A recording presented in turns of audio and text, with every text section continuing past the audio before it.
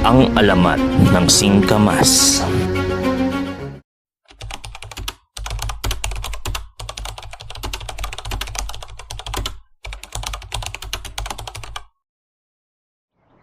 Noong unang panahon, sa isang malayong bayan na napapalibutan ng luntiang bukirin at matatayog na puno, may dalawang pusong nagtagpo.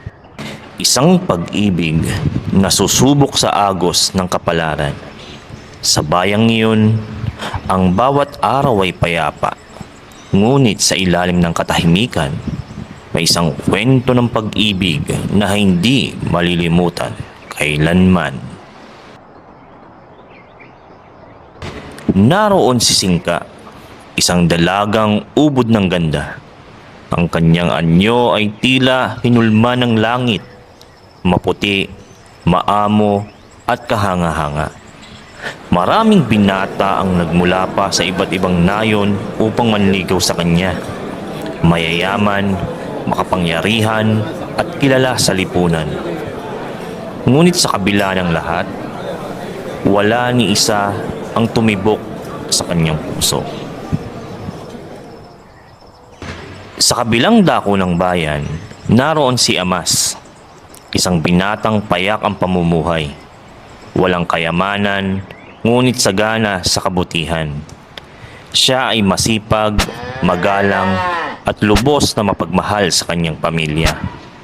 Kasama ang kanyang mga magulang, siya ay nakikisaka sa lupain ng ama ni Singka. Isang araw, isinama ng ama ni Singka ang dalaga sa paglilibot sa kanilang lupain. Doon, sa gitna ng bukirin, nagtagpo ang kanilang mga mata. At sa isang iglap, tila tumigil ang mundo. Sa unang pagkakataon, nabihag nila ang puso ng isa't isa. Hindi nagtagal, gumawa ng paraan si Amas upang mapalapit kay Singka. Sa tulong ng kanyang ina na naninilbihan sa bahay ng dalaga, nagsimula ang kanilang lihim na ugnayan sa pamagitan ng mga liham. Bawat salita, bawat pangungusap ay puno ng damdamin. At sa bawat liham na natatanggap ni Singka, unti-unting nahulog ang kanyang puso. Hanggang isang araw, naglakas loob si Amas na yayain si Singka. Sa dulo ng isang tahimik na batis, sa likod ng matatayog na puno ng nara, sila ay nagtagpo. At doon, nagsimula ang isang lihim na pag-iibigan.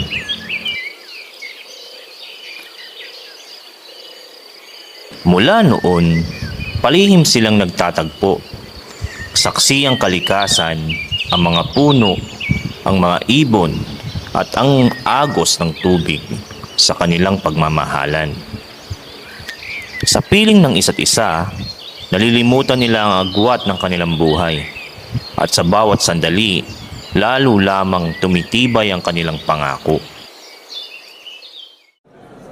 Ngunit walang lihim ang may tatago magpakailanman. Nang matuklasan ng ama ni Singka ang kanilang relasyon, siya ay nagalit ng labis. Hindi niya matanggap na ang kanyang nag-iisang anak ay umiibig sa isang mahirap na binata. At mula noon, ipinagbawal ang lahat. Upang tuluyang maputol ang kanilang ugnayan, nagpasya ang ama ni Singka na ipakasal siya sa isang mayamang binata mula sa kabilang nayon. Isang kasalang walang pag-ibig, isang kapalarang hindi pinili ng kanyang puso. Ngunit hindi sumuko si Amas. Sa gabi bago ang kasal, itinanan niya si Singka at walang pag-aalinlangan, sumama ang dalaga. Dahil ang tunay na pag-ibig ay hindi kayang pigilan ng takot. Habang sila'y tumatakas, napadpad sila sa isang maliit na kubo malapit sa bundok. Umuulan ng malakas at hindi pa nila maaaring tawirin ang ilog, kaya't doon muna sila nagpalipas ng gabi. Sa loob ng kubo, sa gitna ng lamig ng gabi, sila ay nag-usap. Pinag-usapan nila ang kanilang mga pangarap. Isang simpleng tahanan, isang masayang pamilya, at isang buhay na magkasama sa hirap at ginhawa. At sa sandaling iyon, tila walang makakapigil sa kanilang kaligayahan. Ngunit sa kailaliman ng gabi, habang patuloy ang malakas na ulan, isang malakas na ugong ang biglang narinig. Ang bundok ay gumuho at sa isang iglap, natubunan ng lupa ang kubong kanilang sinisilungan. Nalibing ng buhay sina Singka at Amas habang sila'y magkayakap. Kinabukasan, matagpuan ng mga tao ang guho. Ngunit hindi na nila hinukay ang lupa. Sa halip, hinayaan nilang manatili ang magkasintahan sa kanilang himlayan, magkasama, magpakailanman. Lumipas ang ilang buwan at sa mismong lugar na iyon, may tumubong kakaibang halaman. Isang halaman na hindi pa nila nakikita kailanman. Nang ito'y kanilang hinukay, laking gulat nila. Sa ilalim ng lupa, may mga bungang hugis puso. Ang balat nito'y kayumanggi, tulad ng lakas at anyo ni Amas.